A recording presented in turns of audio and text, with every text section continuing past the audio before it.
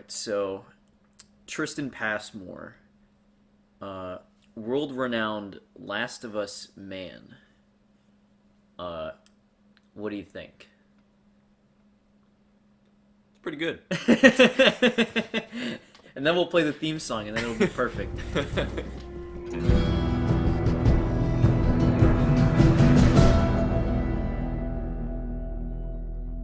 All right. Hello, everyone. Welcome back. I don't know that we're calling this an episode of anything. This is kind of just us talking because we want to talk about something.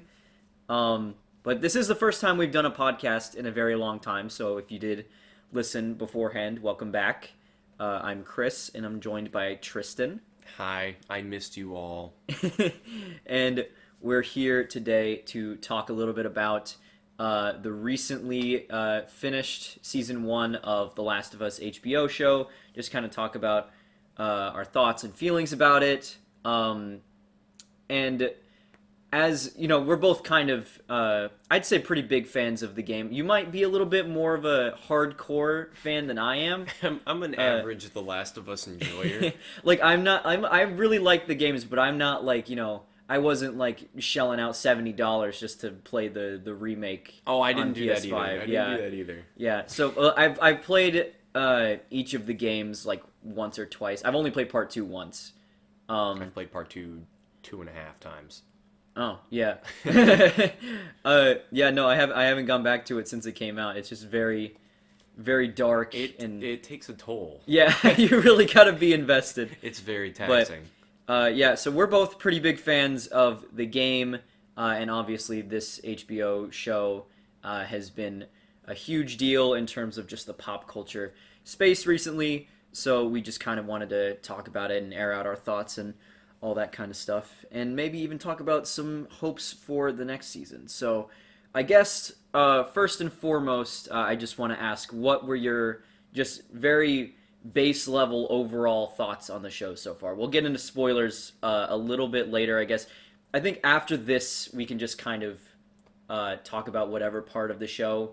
So Yeah. After this, I'll say spoilers for season 1 of The Last of Us, and by extension, the first game.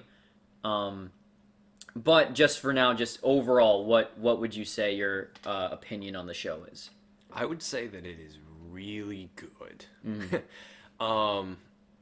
It has its similarities with the game, and it has its differences, but boy, it has its similarities. Mm-hmm. And I don't think we've ever had an adaptation like this where, like, the words, like the lines from the game are adapted like almost completely one-to-one. Yeah. Like 80% of the time. Yeah. And that was crazy. Yeah, yeah. It's definitely like a strange experience because I watched this with a combination of people that were super intimately familiar with the games and people that had never played the game before. Yeah. So it's interesting because the people that watch the show that have played the game obviously are going to have some kind of like reaction to that stuff, and then there's other people that are experiencing it for the first time. Yeah.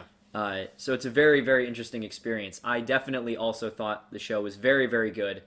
One of the best video game adaptations I've seen. I know people like to talk a lot about how video game adaptations are cursed and they're always bad, but recently we've had some pretty good ones. We're getting like, out of that. Yeah, like I like Detective Pikachu fine. I know, like, I'm not the biggest fan of the Sonic movies, but I know a lot of people like those too. Sonic, Arcane. Castlevania was a great adaptation. Yeah. Granted, there isn't really as much in terms of source material to adapt one-to-one in terms of story with Castlevania. So that's just, a kind of just a well-written show on its own. With this, it's very interesting because The Last of Us is such a cinematic-heavy experience. And something that was strange to me that I actually found was when the show first started coming out, I just played the beginning of the first game again because I was just in the mood. Yeah. And I almost found myself preferring the way the story was paced in the game, in the show, I mean, just because, especially in the early hours of Last of Us Part 1, you get like that, just gut-wrenching opening with Joel and Sarah, and then you jump ahead into the QZ, and you spend a lot of time just kind of walking Finding around. Robert. Yeah, you spend a lot of time just like walking around as the game kind of teaches you how everything works. And in the show, it's very much like you get into like what's going on in the story immediately. You don't need to like walk a viewer through how to like distract people with bricks and stuff. Yeah. So the show really trims the fat down. Yeah. And it's funny because when talking about that, the fat is really the gameplay of the video game. And I like The Last of Us as a video game, and I think it is a fun experience to play. But at the end of the day, the reason I feel that people go back to it is the story. Yeah. So we'll get into some stuff pretty shortly about how it adapted things from the game, how it changed things, how it kept certain things. But it is interesting to me because I came out the other side of it, being a fan of the game, thinking, if I want to relive that story, I would probably watch the show again over playing the game again, which is not something I expected going into it. Yeah. Okay. Yeah. Okay. That doesn't necessarily mean I think the show is better than the game, but just from wanting to be like, oh, I want to, see like just the story play out again. There is a part of me that feels like when it comes down to it, just because playing through the game is just, I feel more of an investment. It's just one of those things where I'm like, yeah, I wouldn't mind watching the show again over playing the game again. And I feel kind of the opposite because Yeah. I feel like though a lot of the gameplay is repetitive and it's like this chapter of the game you're dealing with a bunch of dudes and in this chapter of the game there's a bunch of infected and it's kind of like that back and forth or you're just walking through an abandoned city, but I feel like that extra time spent, most of the dialogue between the characters that really builds their relationships, like in a passive sense, goes through those parts of the game, and it's not those big moments where a character dies or like some big revelation is had. Yeah. And the show kind of like skirts past a lot of that. Yeah.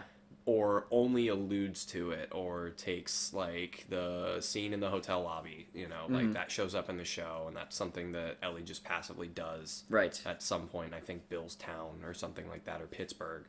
But they do relocate some of the spots, like some of those like tinier moments, but they don't have enough of them. I feel like. Yeah. It's very. I think it's interesting you say that because that was something I couldn't really put my finger on. And I guess now we're getting into overall thoughts before we get into like spoilers for season 1. The show is very good. You should definitely watch it if it's something that you feel like you'd be interested in, even if you haven't played the game, because you don't need to play the game to have enjoyed it. But I think it's very nice that we have an adaptation that not only respects the source material and follows it pretty closely, but also evolves it and makes it accessible to an audience that isn't familiar with it. Because I feel like that's the trap a lot of video game adaptations fall into, is that they have the Hollywood sensibility of doing something that's kind of like the game, and they throw in Easter eggs for the people that played it, but overall it's just like they just kind of like roll with their own version. Yeah, of the it just story. ends up being a mess that's like not really for anyone in particular. Yeah, by trying to appeal to everyone. Anyway, that's a off-topic tangent kind of. But so in terms of how the game was adapted and changes that were made from the game and things that were the same, I think it's interesting you bring up like just those little moments during the game. Yeah. Because I did find while I was watching it, like, just seeing how things were paced, I was like, oh, there's a whole chunk in here where you're just like kind of going stealth mode, and I'd be like probably dying over and over again because I'm getting spotted by clickers and I don't have enough ammo to fight these guys or whatever.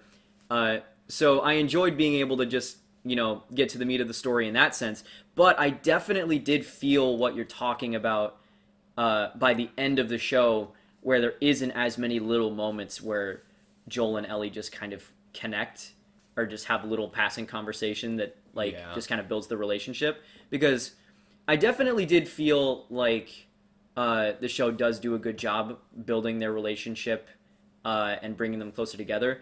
But when we got to that last episode, I did feel like the game did a slightly better job making that relationship seem more like, I don't want to say concrete. I don't really know what the word is for it, but I think it was. I think the game did do a slightly better job through those moments as well as the major story moments, kind of bringing those characters super close together and making it reasonable that Joel would massacre everyone in that hospital to save her. It's seeing like their growth. You get to spend more time with them in the game, Right. and that's just going to be a given no matter what, because the game will just be longer because of the gameplay and everything. Right. Like all of those moments that you have to like save, whoever from an NPC that's attacking them, or the encounter restarts or whatever. Like Right. those kinds of moments are you're not going to have that in the show, but I feel like.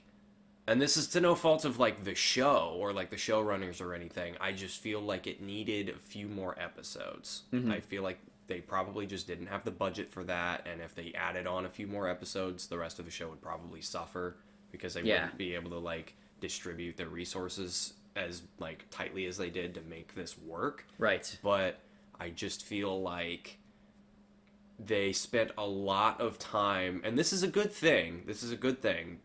But I feel like it has a bit of a con to developing Joel and Ellie. I feel like they spent a lot more time fleshing out every side character also. Yeah. Like, not just, like, Bill and Frank's story, which is beautiful. I love that episode to pieces. But then we get, like, Kathleen.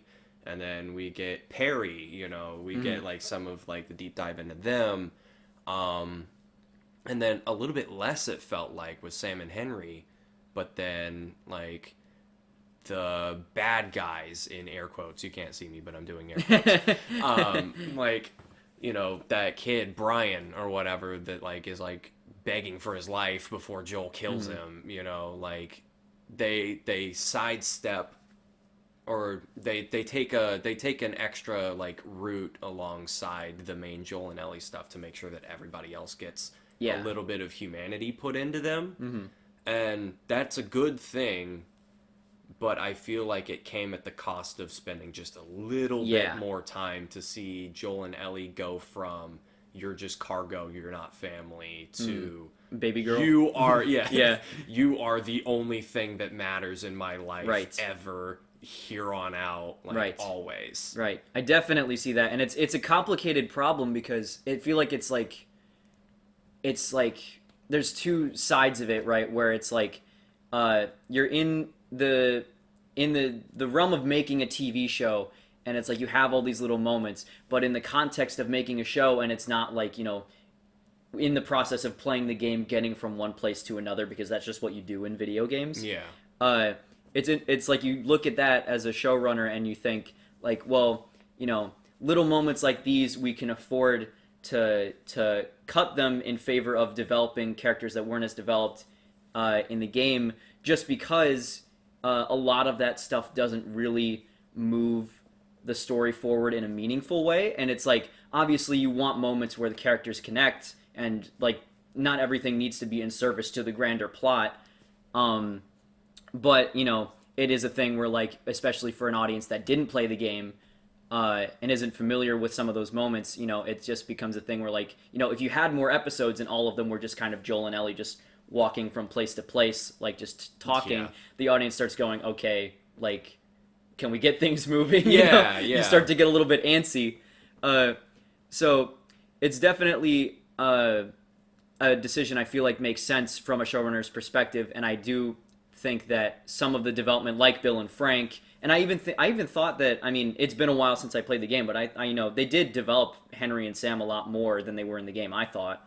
Like, with the stuff with them, like, hanging out in the attic, like, waiting for them to get a chance to get out of there. I feel like their relationship between them was fleshed out more in the show, for sure. But I feel like in the course of the show, they spend less time with Joel and Ellie. Right. Yeah, that's the thing, is that, like, I would have probably in the end preferred, like, I would have liked, I liked that major characters like Bill and Frank and Henry and Sam get that development. But I do think there's other instances, like the stuff with Kathleen, where, it makes sense that you want to display her motivations and humanize her. But I think a little bit of that time would be better spent just seeing Joel and Ellie connect a little bit more. Yeah. All right. So I guess now we can talk about when it comes to changes from the game, how do we feel about some of the major ones? Because a lot of it is one-to-one, and I think it makes sense that it is one-to-one when it comes to some of the story stuff. Just because, it is very cinematic and already worked so well in the game, there wasn't really any need to change it. But, I don't know, did you watch the behind-the-scenes stuff? Yeah, I watched all of them. Yeah. I think it's interesting to hear them talk about, Neil Druckmann saying, we looked at the game, and they're like, if what we came up with that was different was the same or worse, then we just kept it what it was in the game. And if we came up with something better, then we did that instead, like what they did with Bill and Frank, which I thought was awesome. And probably one of, if not the best episode in the whole show, I thought. That was definitely up there for me. That's at least in my top 3. Yeah, it's weird to say that it's the best episode because Joel and Ellie are barely in it, and the show's about Joel and Ellie. Yeah. But I guess it's the same thing as, the Mandalorian episodes in Boba Fett are the best ones in the Boba Fett show.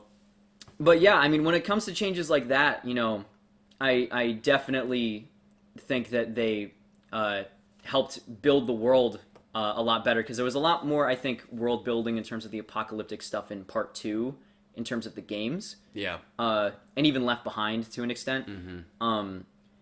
But I do like that we get to see stuff like Bill and Frank where it's just this is how other people deal with living in this world, Yeah. Bill was just totally content with just being completely on his own and just living in his little corner. Yeah. It's the games, Part 1 specifically is just it's called The Last of Us, but it's really just Joel and Ellie's journey. Yeah. Mm-hmm. And then a little bit Mm-hmm. dipping your toes in the water about the friends we made along the way. Yeah. But then Part 2 is us, The Last of Us. Mm-hmm. Everybody has a background, everybody has motives, and they get into that more. And I feel with the show they're merging that kind of mindset into the retelling of Joel and Ellie's story, where they're it's less about Joel and Ellie and it's more about everybody. Mm-hmm. So it's interesting. Yeah, I wouldn't say that Joel and Ellie take a back seat for that stuff, but I think it's definitely interesting to look at it because focus is lessened on them just right. a little bit. Yeah, and it's it's a two-sided thing because you look at it the Bill and Frank episode is one of the best episodes of the whole show. Really does a good job fleshing out the world and making you care about those characters in a much shorter period of time. But at the same time, we get less time with Joel and Ellie because of it. So I definitely think, because the season was 9 episodes. I think one more Joel and Ellie episode would have gone a long way. Just give me one, yeah. Yeah, I'm conflicted though because even then, the pacing of I think about the major moments from the game. And they hit all of them. Yeah. So, yeah. To that end, I'd almost feel it'd be not super harmful to the story to just make up a new thing for Joel and Ellie to do. Because I feel something that I was talking to a lot of Last of Us fans about before the show came out, and even when that first episode came out, was because just minor things would be different from the show. You see the slanted building when they leave the Boston QZ, but they don't actually go in it. Just little things like that. Yeah. That's the thing is that I don't feel it's legitimate criticism to be oh, this is different from the game, therefore it's bad. It's just a little gamer fan. Yeah, you're oh, this in my isn't... brain. That was where's the hotel basement? Where's that part? Right. Joel fighting a that would have been a in good the basis water. for an extra episode. Terrifying. Yeah. That would have been, they could have done a whole episode about him falling down the elevator shaft and fighting like hell to get back to Ellie, and that would have been the scariest episode in the season. And now that I think of it, because I was saying they could make up something else for them to do, but the hotel basement part wasn't in it, and that is a relatively small part of the game. But if they really wanted to do something to show Joel and Ellie's reliance on each other, that'd be a really good way to do it, is have Joel fall into the basement and the whole time he's fighting for survival and they're both trying to get back to each other because they're so that's one desperate thing, to reconnect. That's one thing that trips me up in the games, or makes me so nervous every time that they pull this on me is when they get you by yourself. Yeah. They get you so used to whoever, you know, yeah. is Ellie, walking like with even you. if you're in a tense situation, you always have Ellie to like talk to. You've got Tess at the opening, you've got Ellie, you know, you have Bill at one point in the game, you know, in part 2 you've got a few different characters that are all alongside you, but then the game always finds a way to split you up. Rubber comes down or infected bursts through, and you're by yourself and you're like, oh shit, I'm alone in the dark and I'm scared and I want my mommy. And I feel like the show, I can't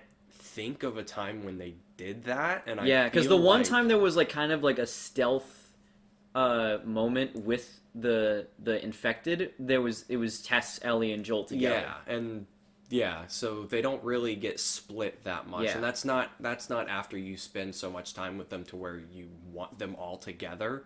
So I feel like something like the hotel basement, or maybe even later than that, but like post Sam and Henry or something. They even did that with Sam and Henry in the game, where you swap kids, you know, like that kind of child a concept. swap. they child swap for a little bit there. So I just feel like getting you to care about Joel and Ellie for like the course of 5 episodes, 6 episodes, whatever, and then pulling them apart for like 30 minutes, and then maybe even just completely focusing on one or the other, like an episode completely in Ellie's perspective or completely in Joel's, and you're like, where is the other half of the duo that make this show, the 2 main characters? Where's the other one? Like, these 2 are inseparable, and you pulled them apart.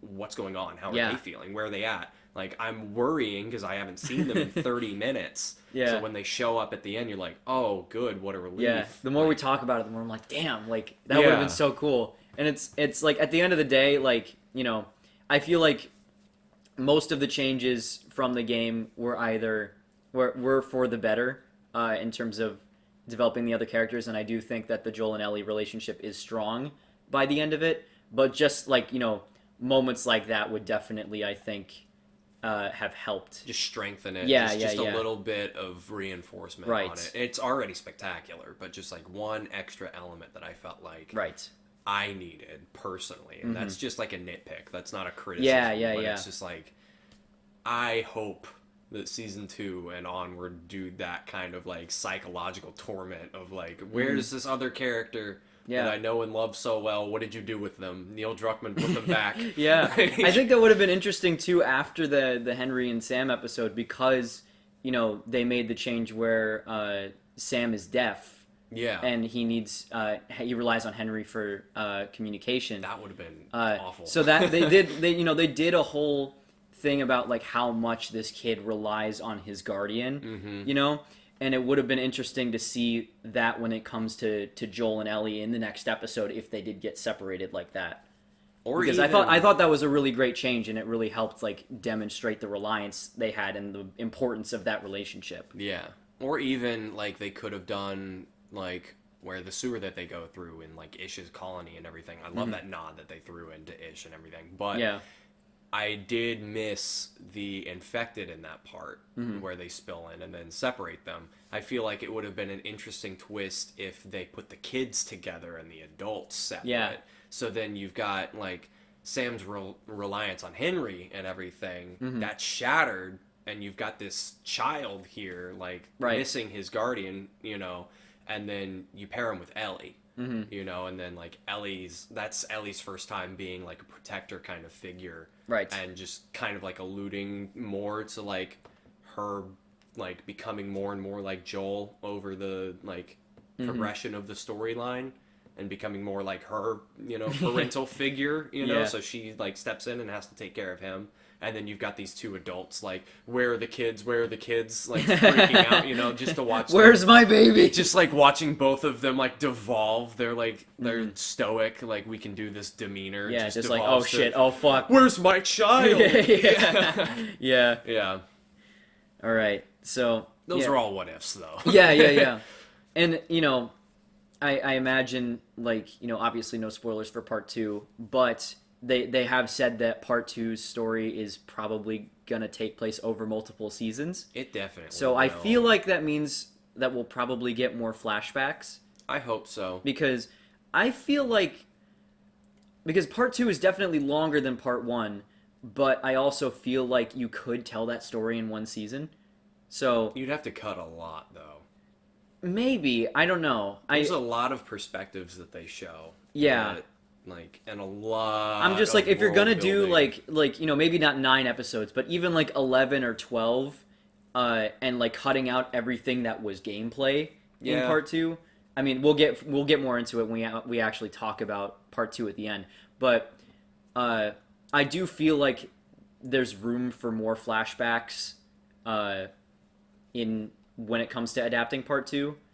Maybe. So If they do 2 seasons, yes, but I feel like you could only tell part 2's story over the course of like 11 or 12 episodes if you cut out those flashbacks. yeah, maybe. For multiple characters, because multiple characters have flashbacks. Yeah. So there's a lot of jumping back and forth, but I feel like Yeah, that's a very all over the place narrative. But Yeah. we'll talk more about that at the end. But so for right now, I guess the consensus overall is that most of the changes made were for the betterment of the show, and they make more sense from a TV show perspective. So I guess now that brings us to something that you said you wanted to talk about, which is that the discourse surrounding the ending has been reignited. We are because back. a bunch of new people have experienced it now. We are right back to where we were 10 years ago. Yeah. And when watching the finale, and even like right as the credits rolled, I felt like I was back in 2013. Yeah. But then really felt like I was in 2013, logging onto social media and seeing the same thing that I saw when I was 13 years old. Yeah, God. Being like shouted around and people like taking like sides. It's gonna be such a shit show when part 2 comes out. But yeah. So was Joel right? that's the thing, is that the whole discourse surrounding it is based on the question of, was Joel right? But I think the thing I keep seeing, which I agree with, is that that's not really the point. Is you're supposed to be conflicted about it, I think is the idea. Because obviously, and I think they did a really, really good job with the ending in the show, kind of making it seem more sinister, like with just the way they portray him killing everyone. Because in the game, you're killing people left and right. You're used to it by Joel then. doesn't kill too many people before the hospital scene in the show. Yeah. At least not that we see anyway. When you are the one doing it in the game, you're so accustomed to. That's just how video games are. I've killed 12 people with a glass bottle and a bat with scissors duct taped to it, and I didn't bat an eye. Right. So even you're telling me though, to mow like, these people down, I don't care. Yeah, even but though the Last show, of Us, like, they humanize them more than most other games do with their NPCs, but they're still mostly just an obstacle that you're trying to get past, unless they're in a cutscene or something. Yeah. But yeah, like in the show, you don't see him kill that many people, and then at the end, he just slaughters everyone in the hospital, and the music just really like added to that feeling. So I definitely feel like, obviously, I think the intention is that you watch it and you're like, oh God, like why? Like Joel, it's like you get it. You get where he's coming from because you know everything he's been through with Sarah, and that he's just so terrified of losing another daughter. But you watch him do that, and you're like, oh, but like, is it worth it? Like the fate of all you in your mind, you're measuring the fate of the entirety of humanity versus saving Ellie, girl. and you've come to care about Ellie the same way that Joel's come to care about Ellie. So it's like, it's not really a black and white thing of, is he right, is he wrong? Because you can you go either way with it, and there are people that'll agree and disagree with what he does. But at the end of the day, that's not really what the ending is about. It's just about what his character is willing to do because of that. And that ties into the theme of the whole show, is just like the way that love between people affects how people do things in this post-apocalyptic world. I like how Troy Baker put it when he was saying, like, Joel did save the world because Ellie's his world. Ellie is his world. Like, I've seen people say too, like, the world took everything from Joel being Sarah, so Joel took everything from the world. yeah. But here's the thing. Here's the thing that I wanted to comment on, because now that like it's 10 years later and social media is a lot bigger than it was back then, and people have a lot of things to say, especially regarding the show. Like, people have more things to say about the show now that it's more popular than the game was, which is crazy because the game was already huge. Yeah. But here's something that I keep seeing a lot that is just like it was 10 years ago, where they're like, people are trying to poke holes in the Fireflies argument of being like, they probably couldn't even make a cure. Like, Right. the surgeon was talking about, he could possibly synthesize a cure from Ellie's brain or whatever. And, the game kind of leaves it sort of ambiguous, but I feel like it's not by design. I feel like they really... It's not supposed to be ambiguous. It's supposed to be, she will save everyone if you let us do this like thing. the game definitely doesn't flesh it out too much when Marlene just says that he could reverse engineer a vaccine. Right. And Marlene's like, a vaccine, Joel, think of all the lives we could save with Right. that. And people took that as like, well, where's the science? And I saw this TikTok the other day of this girl who says that she's like in the medical field and she's like studying, like all of that. So she's like, from one scientist to another, here's why the surgeon was full of shit, because like, she's like, he didn't write down his notes, he didn't have, he didn't follow proper procedures or this or that, and the Fireflies obviously didn't give a shit because there weren't like security around the operating room. I'm like, I just feel like you're trying so hard to like make it out to be like either way, even if Ellie died, nothing would happen of it. And it's like, it's really not about the matter of factness of it, It's about the show changed that, because in the show Marlene is way more specific about what he's going to do once he gets Ellie's sample.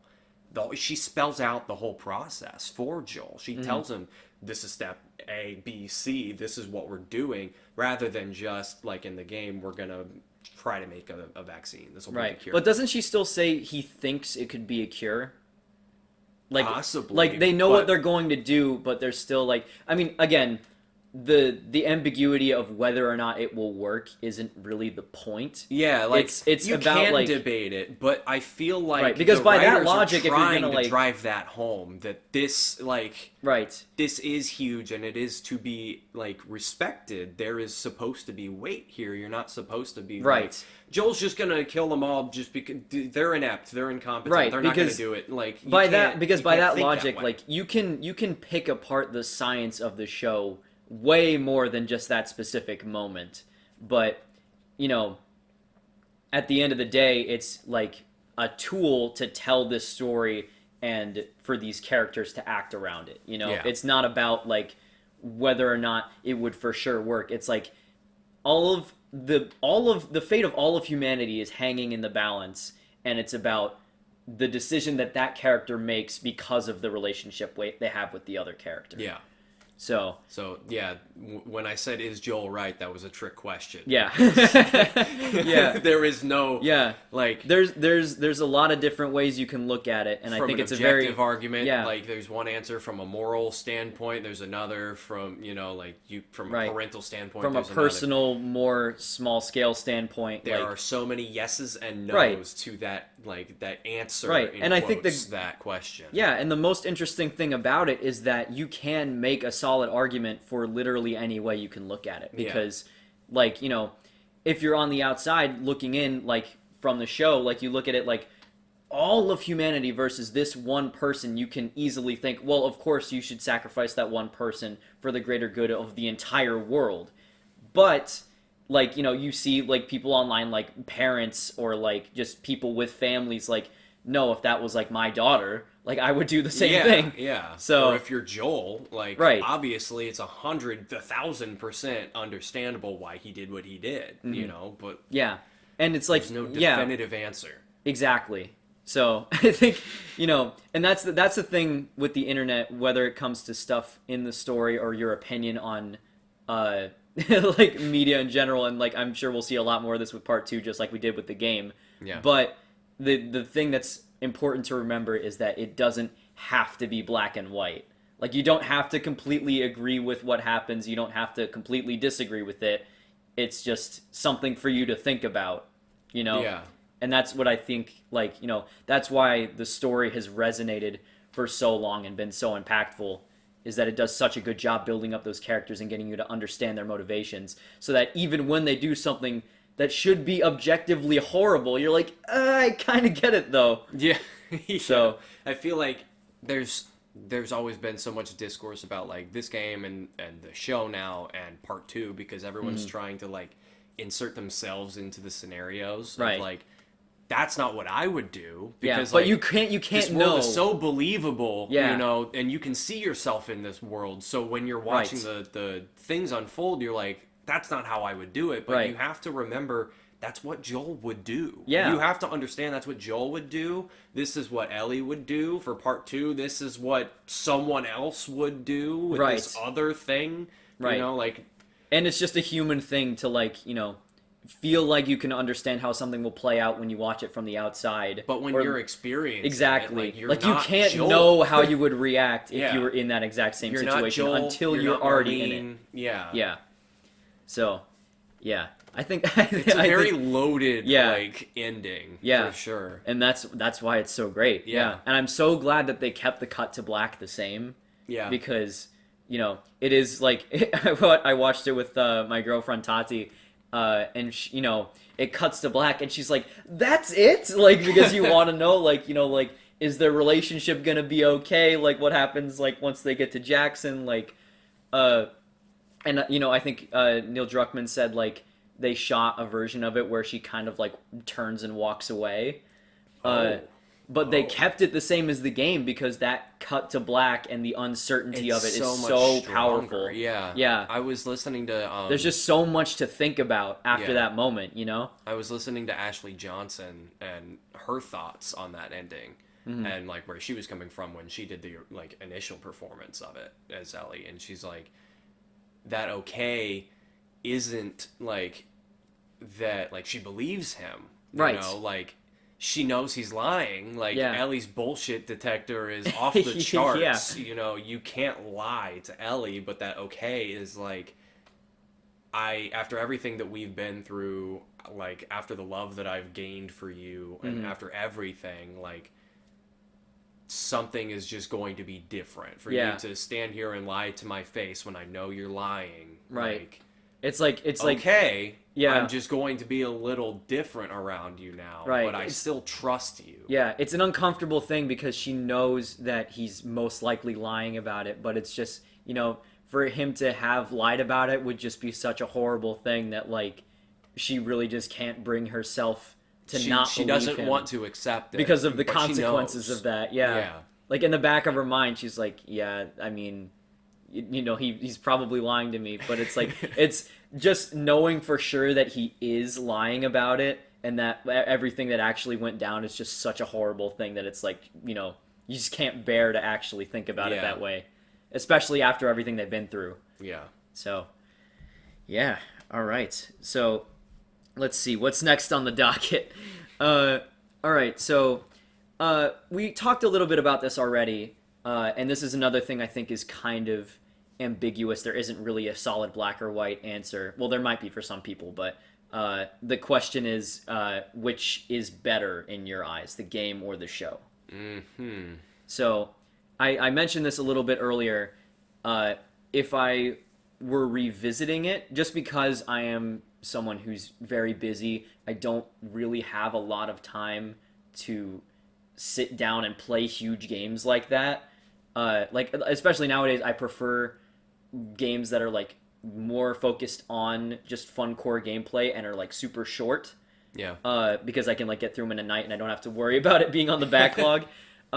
It's different with games like Last of Us, obviously, because I'm so invested in the story and characters, and I love Naughty Dog as a studio.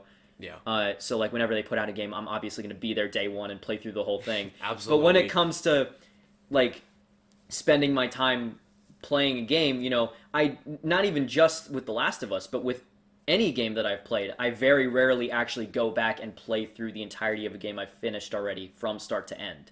So when it comes to revisiting it, I do feel like I would probably lean more towards watching the show again versus playing the game again. Yeah. But there are certain things that I do think that the game does better than the show. So I don't feel like for me it's a solid answer that I think the game or show is better than one another. I think at this moment in time in my life, the show is a better and easier way for me to digest that story again. But like we were saying, stuff like you being in control of Joel and actually being on that journey with him in the game, all those little moments with Ellie, stuff like that is just stuff that you don't really get in the show. Yeah. And also, like, there's just little things like I do feel like on the other end of it, I still do slightly prefer. Well, I don't even know if I would say slightly. I do still think that I prefer Troy Baker and Ashley Johnson's portrayal of those characters versus the show. And I'm not saying that the show's version of those characters are bad at all. They do a fantastic job, Bella Ramsey just different and adaptation. Pedro It's Pascal. a different adaptation. Yeah, exactly. Different take. Exactly. Yeah. So it's the same thing as like, looking at it like the different like Spider-Men. Yeah. Of course I would go back to that analogy, but it's like, Tobey Maguire and Tom Holland, they make different choices when they play those characters, and it's They're both not Peter Parker. exactly But they're different. Yeah. And it's like, you can prefer one to the other without necessarily thinking that one is worse than the other. Exactly. So yeah. At the end of the day, I like, because of my attachment to the games and just like, I guess, my preconceived idea of that story, I do still feel like I prefer Troy Baker and Ashley Johnson's versions of Joel and Ellie. But I do still think the show does a really, really good job. So, it's up in the air for me. Revisiting it, I would probably go with the show, but I do think that there's certain things about the game that I do still prefer. So, in anticipation of the show, I have been replaying part 1. Well, actually, I've been watching my girlfriend play part 1 because she had never played it before. Right. So she wanted to play. We were playing through it where she would get through the part of the game that the next episode would deal with. So she would see the story unfold in that sort of like TV episode increments, but she would play the game chapter first and then see what the show did with it, like within a night. You know? So she would like get through this, like the intro, and then the next day the first episode dropped, and then we would watch that. So I had been like digesting it the same way, but knowing what happens over the course of that whole thing. So I've been re-experiencing the first game and its takes on things basically in the exact same sitting, practically, as the show, and experiencing how that did it. So weighing them next to each other constantly, like side by side, that whole time was like interesting for me to see like what changed, what stayed the same. So I picked up on pretty much everything that either stayed the same or differed. She prefers the show, but I feel like I'm the opposite in like what you were saying. And like when I'm going through a story, not even just with games, but with like movies, TV shows, whatever, like I don't want it to end. Because I get too attached to those characters. Yeah, I'm the total opposite. Like if I play a game for over 10 hours, I'm like, okay, I'm ready for this. Like no matter how much I'm enjoying it, I'm like, okay, I'm ready for this to be over now. Okay. Yeah, I'm the other way around where I'm like, that's how I felt when I just want to see. Well, that's spoilers actually. Never mind. yeah, I know. Yeah, you know exactly what I'm talking about. Yeah, I know you. Yeah, but I just want to see like Joel's life on a random Tuesday, Yeah. So like I understand, like in service of the story, every story has to end, like we need to keep things like brief for like consumption of like audiences and everything, or they'll get tired or anything. But like when I really care about a character, like I don't care. Like I just want something else for them to do. Right. Like another thing. So my playthroughs of The Last of Us are always way longer than like anybody else's. Like my girlfriend blitzed through the first game in time for each episode of the show. I feel like I would still be stuck on it because I'd be doing every side objective, trying to open every safe, trying to find like every little like side building I could explore and everything, just because I love the world of it so much. So it's like I love the show. I love Pedro Pascal. I love Bella Ramsey. I love, I love the Bill and Frank episode. Right. I love, like, Kathleen and Perry's dynamic. I love the whole, like, Kansas City thing as opposed to the, like, generic bad guy hunter dudes in Pittsburgh, like, Sam and Henry, those changes were beautiful, but, like, there's something about the way that it was done the original way for me, and I think that's just, like, bias, just because I played it first, and I played it when I was 12, so it's, like, it's really hard to, like, uproot me from that opinion just because, like, that was my first introduction, and I also agree where I love Troy Baker. I met Troy Baker. I've hugged Troy Baker. I have a picture with Troy Baker. Yeah. Troy Baker is great. So I know where Troy Baker lives. Yes. So, like, and I love Pedro Pascal. Everything I've ever seen him in is just a masterpiece. Yeah. He is, like, he's Joel as much as Troy Baker is. Right. But I love Troy Baker. So it's like, I love spending more time, like, I just feel like some part of me didn't entirely like the new, like, line deliveries of things that I they feel the lifted exact from same the way, game, yeah. where something like for examples, like Joel's "You have no idea what loss is," like, or that they didn't include the line where he's like, "Ellie, you're treading on some mighty thin ice here," like, that kind of, like, weight in the way that, like, Troy delivered it. Like, they're two different takes on the character, and I do love Pedro's more realistic. There's a softer side to him, like that sidebar in the finale. Spoilers about, like, how he's the guy that shot at himself and missed, and then how he kind of, like, clumsily says that he, like, blurts it out in a way, and then he's, like, struggling to get the story out, and I don't feel like that's something that the Troy Baker Joel would do, but I loved watching that happen because I felt for him so hard there. It's something I struggle with because I love the show, and it's like I have to remind myself to look at it from the perspective of someone who's maybe never played the game. Because there obviously is a lot of stuff in there for people that did play the game, and, like, there's a lot to get out of it, even if you already know what's going to happen. But when it comes to some of the specific line deliveries of lines that are pulled right from the game, the one-to-one. Sometimes it's always either I always saw it as, like, either the same in terms of, like, I don't want to say quality because that feels like such, like, just a weird robotic way to look at like acting. But I always just kind of looked at it like when it was directly from the game, it was either the same or slightly worse in terms of how I perceived it emotionally. But I always, like, that doesn't mean that it was necessarily worse. It just, like, the direction I expect it to be different. I have to remember that I expect it to be a certain way, and someone experiencing this story from the first time that has no preconceived notions of how that line is supposed to be delivered probably wouldn't have any issue with it. We have this, like, we were subjected to Troy Baker Joel first, so we're expecting Joel to be like Troy Baker Joel. And even then, like, I was still pretty consistently impressed with how well Pedro Pascal and Bella Ramsey did encapsulate those characters and delivered some of those lines.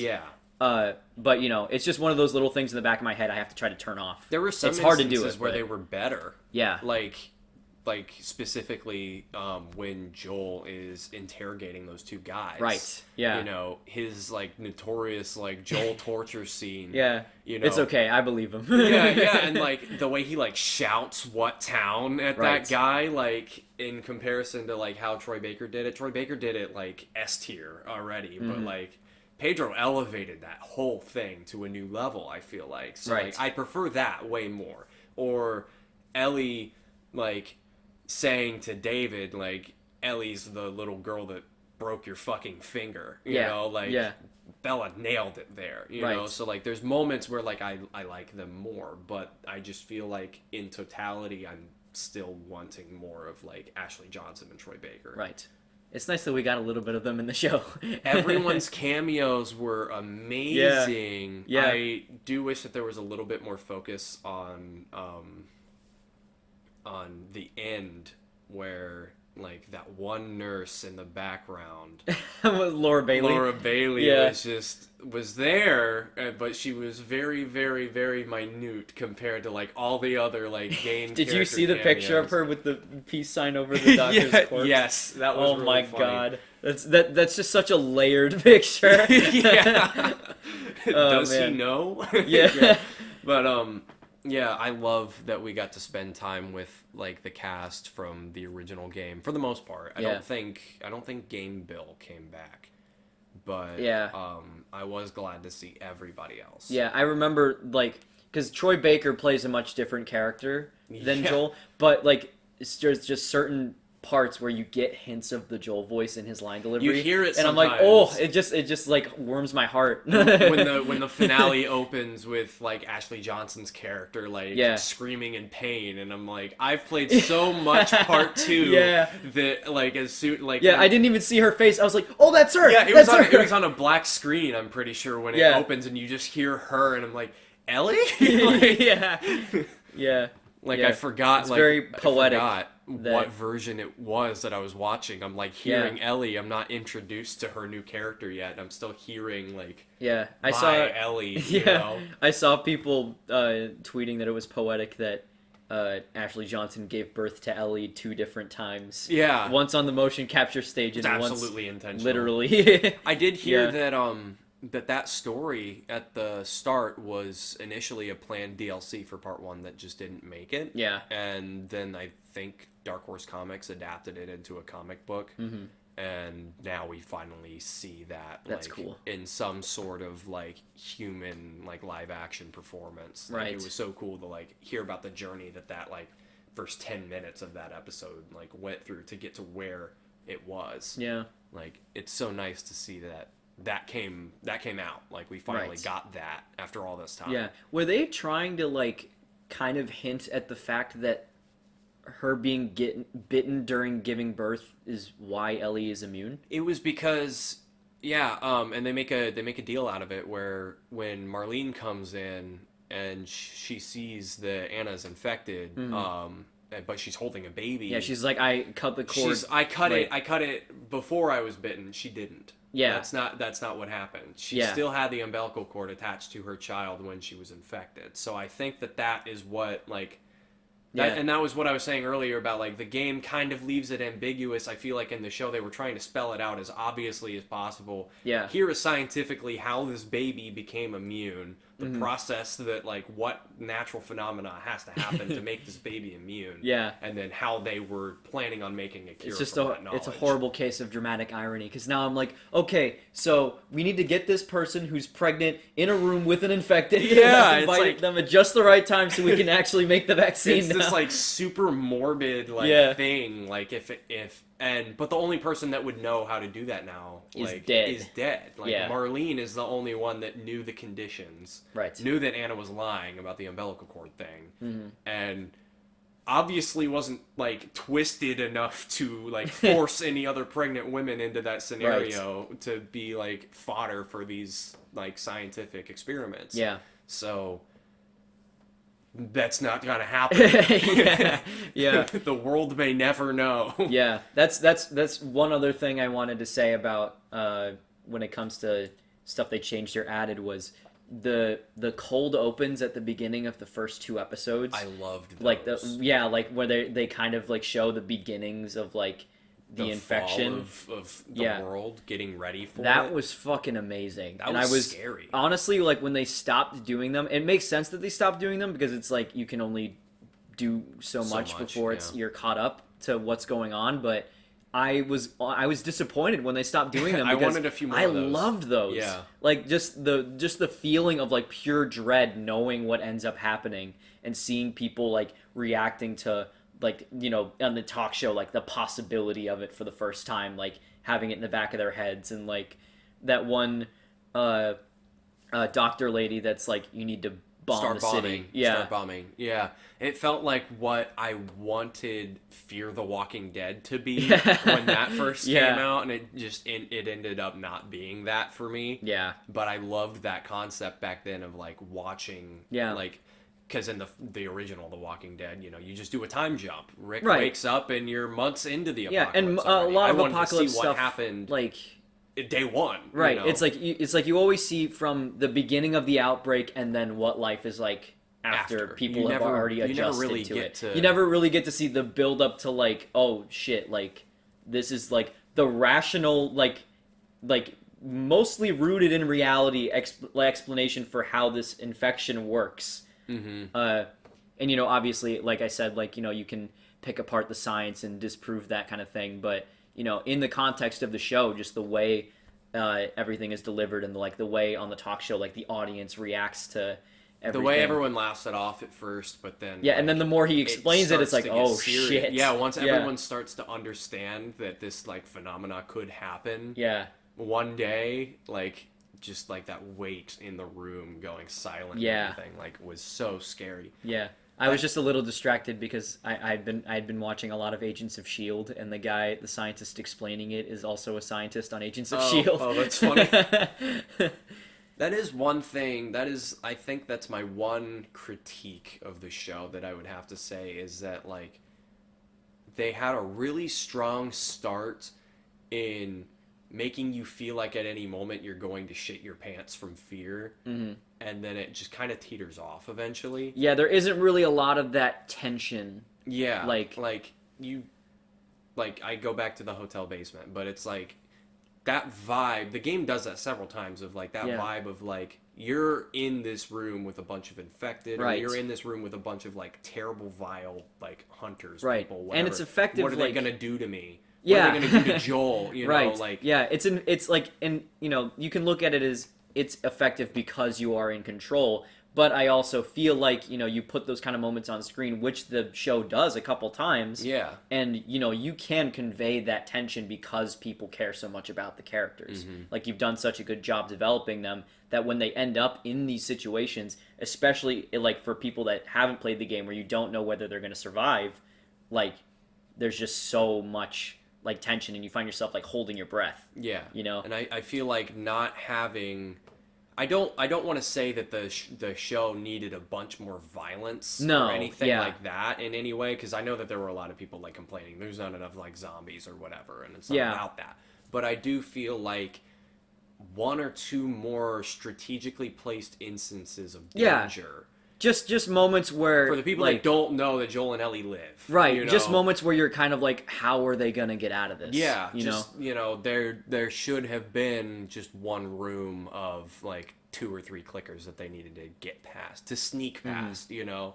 Like, they shouldn't have Again, I think the hotel basement would have been a perfect opportunity to do that, because it is, you know, more so than just, you know, in episode 2 where they go into that one building and there's infected in it, you know, you don't want to just do the same thing again, but you kind of, you know, at the same time, it is a little bit quieter, a little bit more like, you know, heavy like focus on stealth because you're in the basement and there's so many more infected and you can't see anything. And they do that little they do that little scare before you even find any infected. You run through that place and it's completely empty.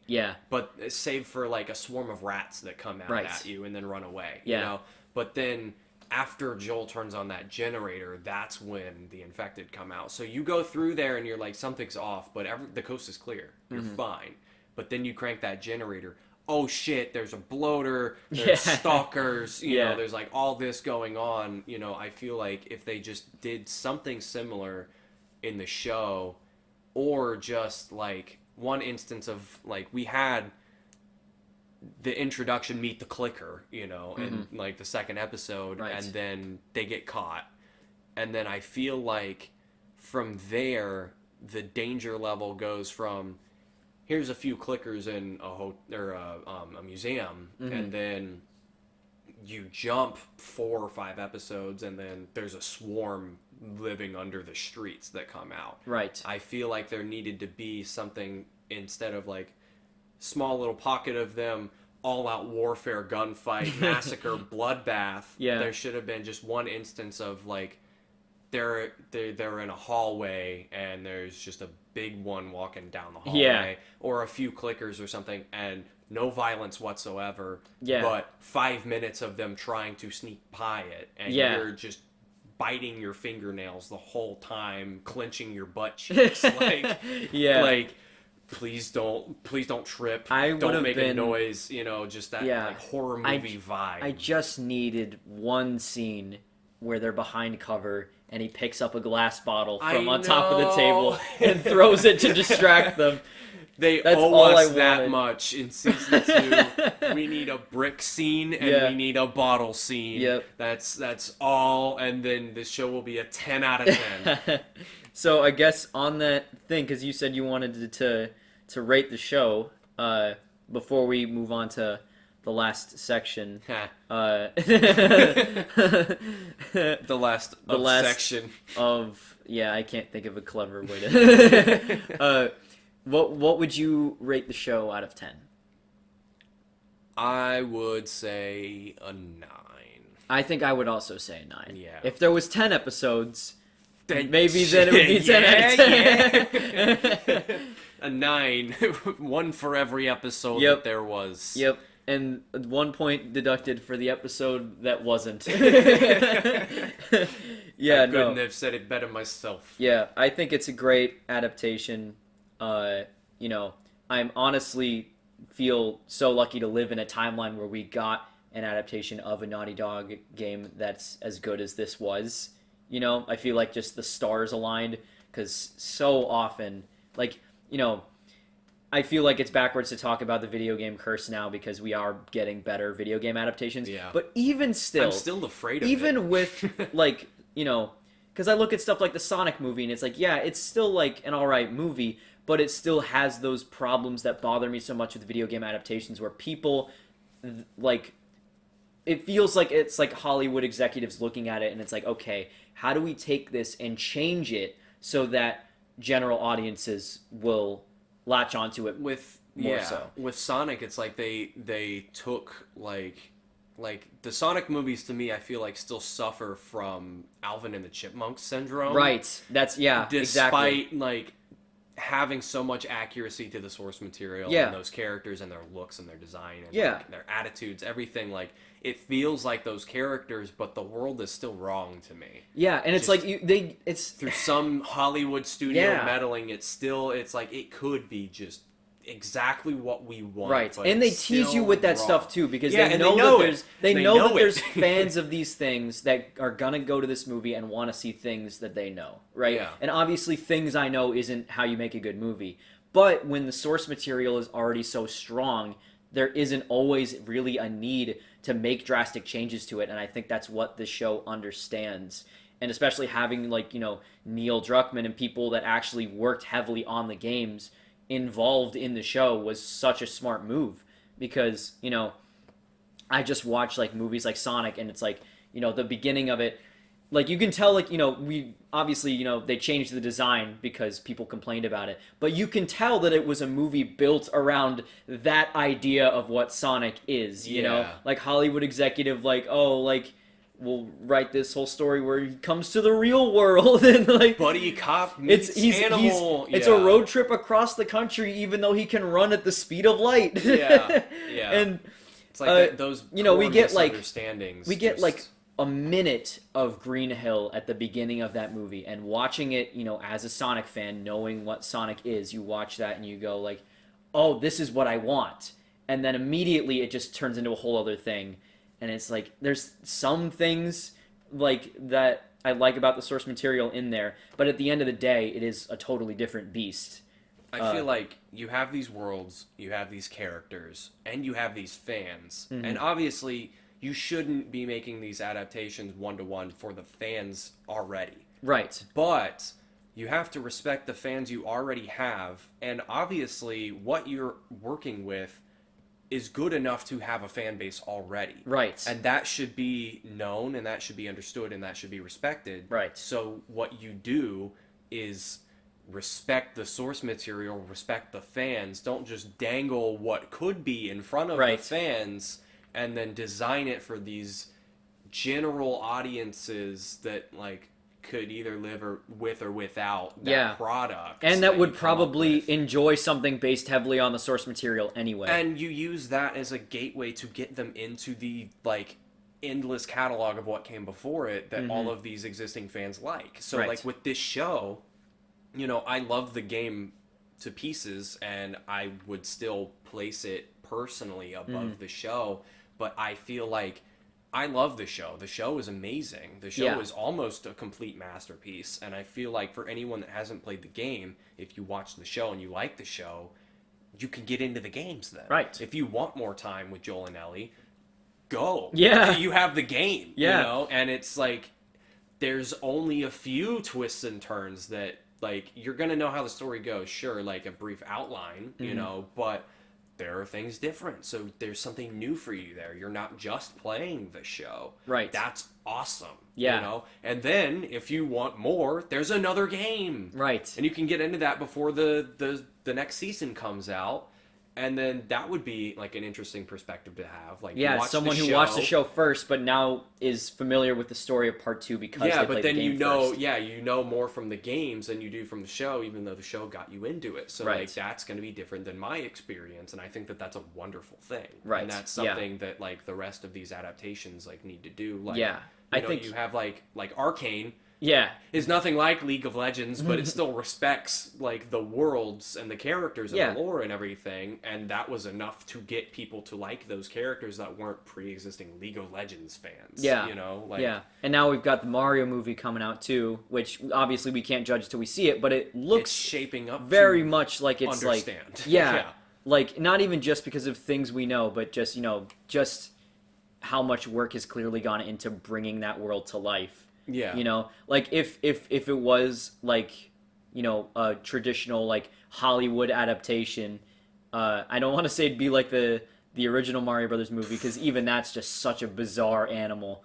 But you know, it would probably be something where like Mario and Luigi were from the Mushroom Kingdom and came to the real world instead of the other way around. That's what, you know? Yeah, that's absolutely what we would have gotten. Yeah, and I think it's you know, I think Last of Us had an advantage from the get-go because it is such a story that's grounded in reality. You know, like something like the Warcraft movie I've heard people like complain about just because like fans of the Warcraft games really love it, but that is just such a lore-heavy fantasy thing to where you do kind of need to streamline certain aspects of it for a general audience. Yeah. If you're going to get them on board.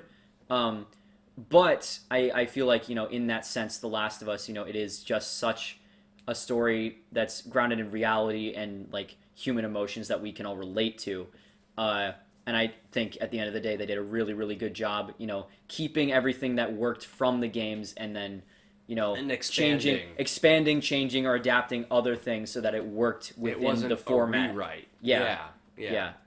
So and everyone needs to learn from that. Yes.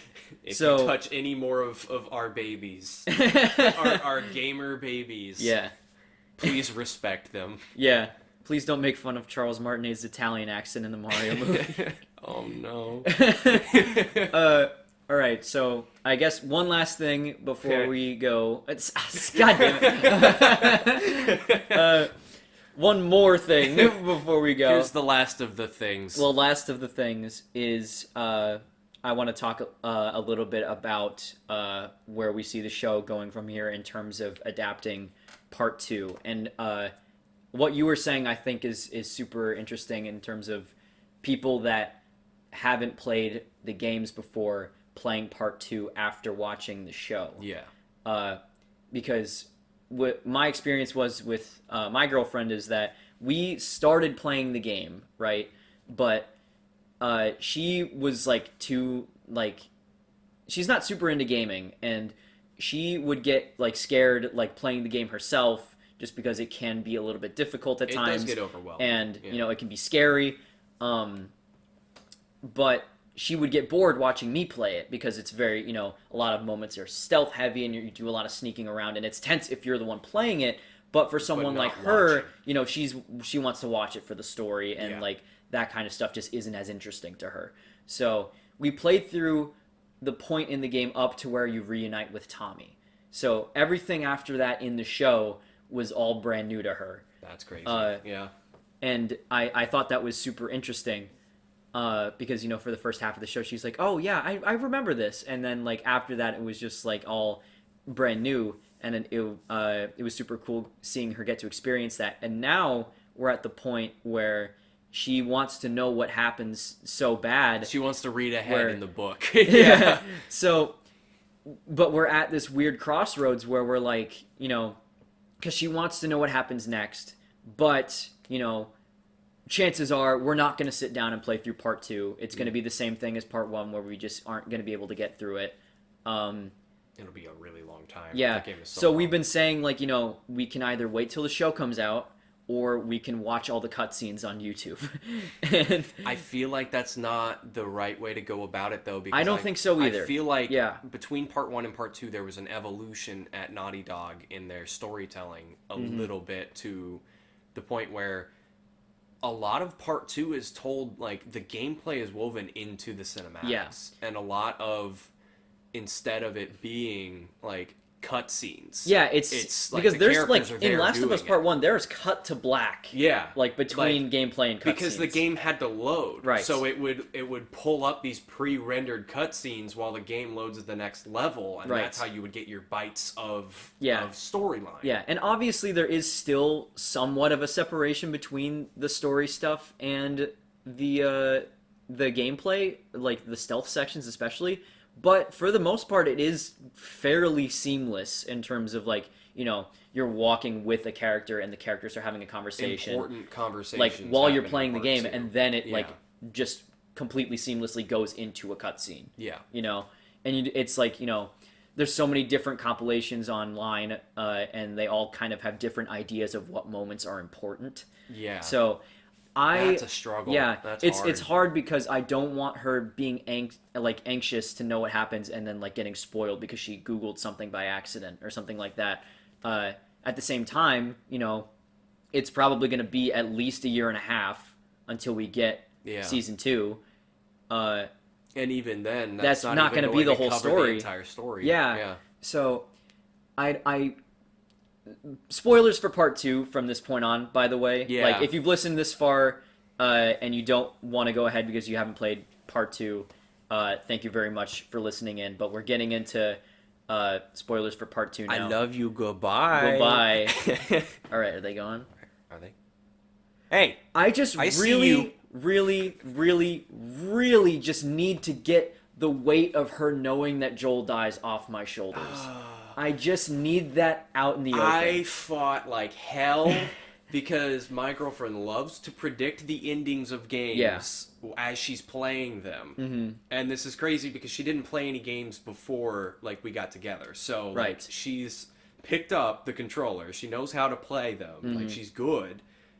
And it's so hard for me because she'll be playing things and know exactly how it ends. Yeah. We just got through all of the BioShock games and save for the second game, I guess. But she still picked up on a few twists before they happened. She guessed everything. I have no idea how you guess everything that's going to happen in BioShock Infinite. I don't know how she did it. But so, playing through part 1, she's like, all right, so when does Joel die? Like, she's like, he's gonna get axed. Like, this is gonna happen. And honestly... And I'm like, he doesn't die! Yeah. He doesn't die in this game. She's like, in this game. And I'm like, he's not dead in part 2 either. So I had to, like, quickly, like, show her the trailer. No, not even. But, like, I pulled up, like... Because since the show, I've been getting a lot of clips on my, like, TikTok, like, recommended page and everything. So...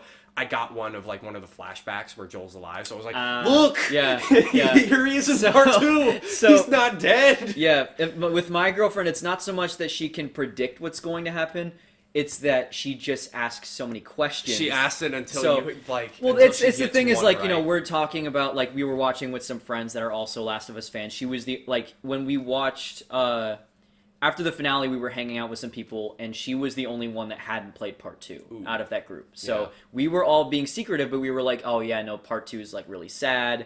You know, it's very, like, you know, just kind of, like, being very vague, obviously. Yeah, but like, we're saying, like, the story's a lot longer, it's a lot more complicated.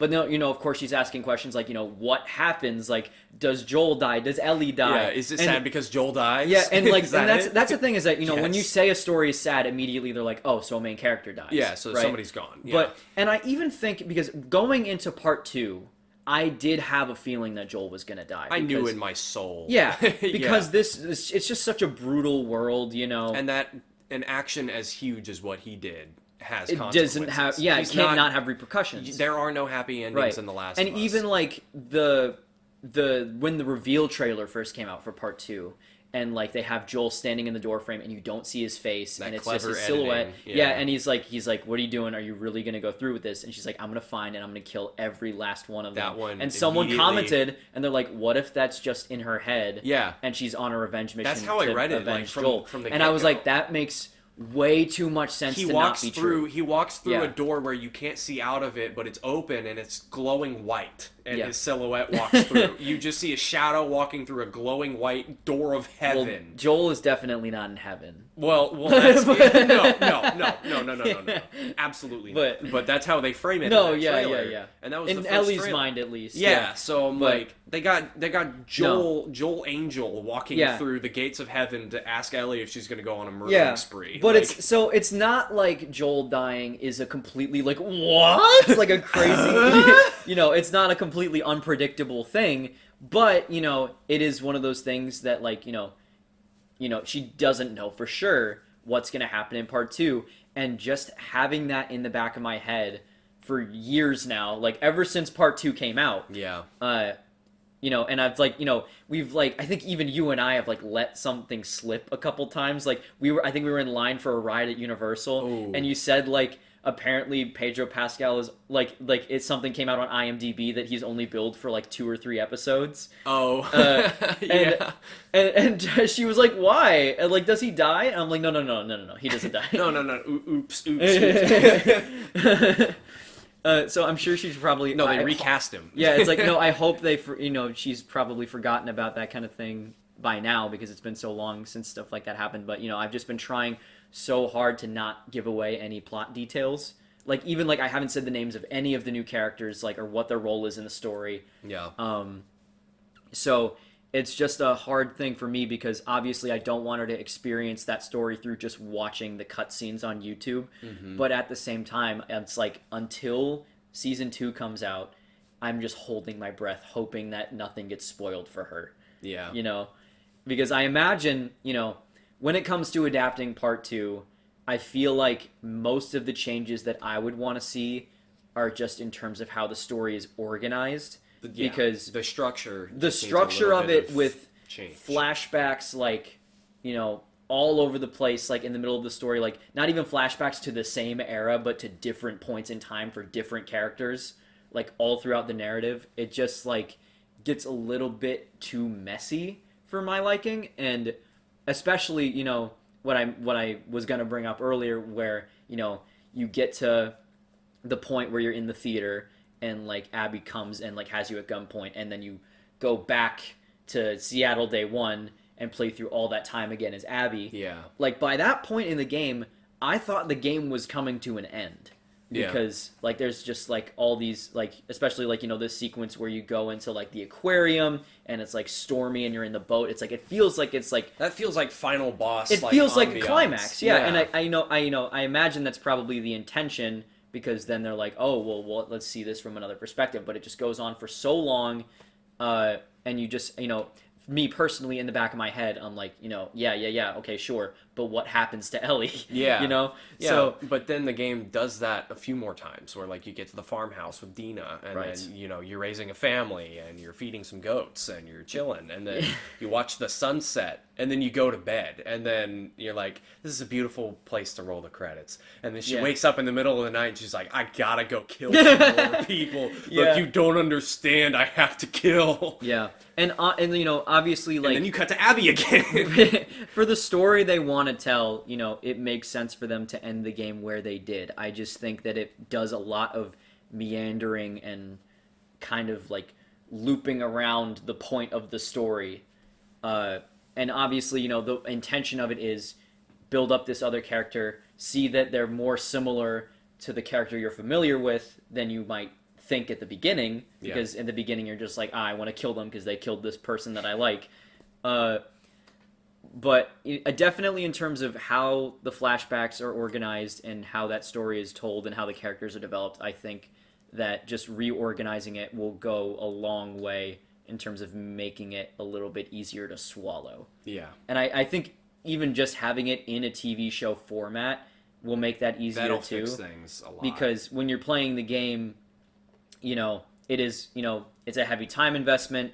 And you feel that switch between like playing right, and you're like, I don't want to play as this character. Yeah, but if you're watching the show, you're just they're making you understand this character's motives. They do like what they did with like Kathleen or something like that. Like, and you're not playing as Kathleen. Exactly. And like I feel like it would make sense to focus on Ellie at least for the first few episodes of the show, because obviously a big part of that is her going on this whole revenge thing, and then it's the flip side of that where you're like, Ellie has now caused all this violence, and now it's affecting these other characters that we're going to develop and try to get you to care about. Yeah. But, I feel like just having one half of the game be Ellie and the other half of the game be Abby is maybe not the best way to go about that. I think that they're going to do something about that. I think so too. And I'm excited to see what they do with it. Yeah, me too. For sure. Yeah. But I hope that it doesn't take that long, because I just need episode 1 to come out, and I just need Joel to die again. Joel to die. And I need Tati to see it so that I can be like, whew, just never have to worry about that ever again until they make a third one and there's more. There's more details, because I'm going to play the game and she's not. You have to keep these secrets from her just every few years. Yeah. You just get to move the goalposts. Maybe maybe I'll just wait to. I mean, if they make part 3, maybe I'll just wait to play it until the show is coming out at the same time. And then I'll be the one keeping it all from you. That burden goes to me. Yeah. It just never ends. All right. Well, I guess that's the last of it. I guess that's the last of it. I mean that's pretty much everything I've wanted to say, I think. So, unless you have anything else to add, I think we can go ahead and call it there. I gotta go play some golf. I can't tell whether you're being literal or whether that's a... No, I gotta go to work. That's a Joel in 1 reference. Yeah, Joel just shoots the doctor in the head, and they have that close up in the last episode of season 1 on the doctor's head, and I remember I messaged you and I was like, yeah, I really hope Joel gets away with it. I really hope that this doesn't come back to bite him in the end. One detail that I think somebody pointed out to me was that the way he falls, like the way his corpse is on the ground, is the same position that Joel is in part 2 when he dies. Oh shit. That was intentional. I feel like they'll definitely frame it the same way. Yeah. And I think they're like, fuck you, we showed you this a year ago. And they because you have to pull the trigger in the game, in the show, it's very like dehumanizing, because he's just like, I won't let you, and then he just shoots her, like doesn't let him say the rest of his line from the game. And I feel like that's definitely one of those things where it's like, to Joel, he's just another guy that's in his way. Why don't you save whatever speech you have saved, and let's just get this over with. Yeah, exactly. And then, part 2, we'll see that that actually was not just another guy. All right. Well, if you've made it this far, thank you very, very much for listening in. We'd love to hear. You truly are one of the last of us. You're one of the rest of us. We'd love to hear your thoughts and your feelings about the show and the games in the comments. We welcome the online discourse in our comments section. Yeah, as long as you're what not have we done? As long as you're not mean to other people for having a different opinion than you. That's not gonna happen. We've never seen that happen before, especially not in the Last of Us community. Oh yeah. So we're very friendly in the Last of Us community. All right. Thank you very, very much for listening. We love you. We'll see you next time. Bye-bye. Bye-bye. Oh no, my mouse is dead. All right, stop it.